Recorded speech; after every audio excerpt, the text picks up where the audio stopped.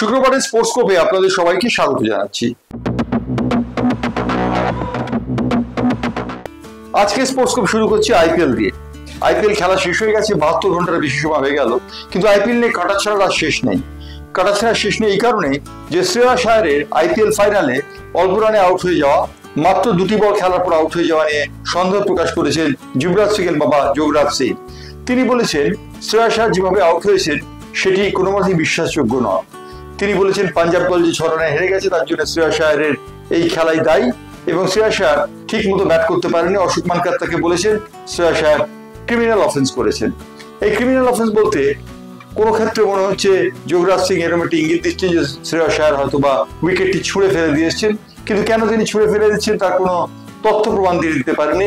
তিনি শুধু বলেছেন ক্রিমিনাল অফেন্স, এবং তার জন্য শ্রেয়াস আয়ারকে 2টি ম্যাচ সাসপেন্ড করা দরকার।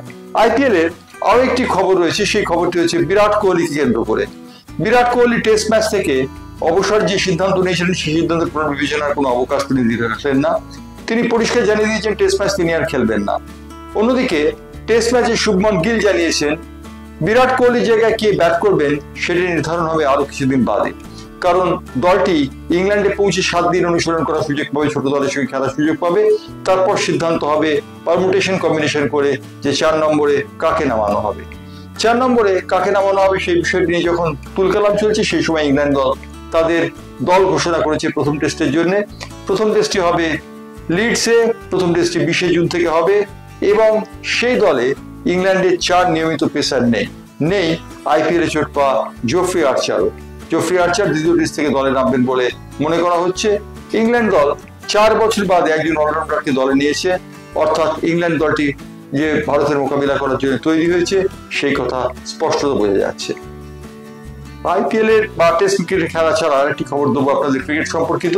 সেই খবরটি হচ্ছে অবশ্যই ভারতীয় দলের খেলা সম্পর্কে।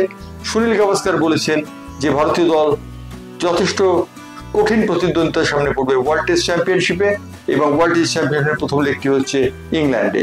সেই কথা বলে দেবার অপেক্ষা রাখে না।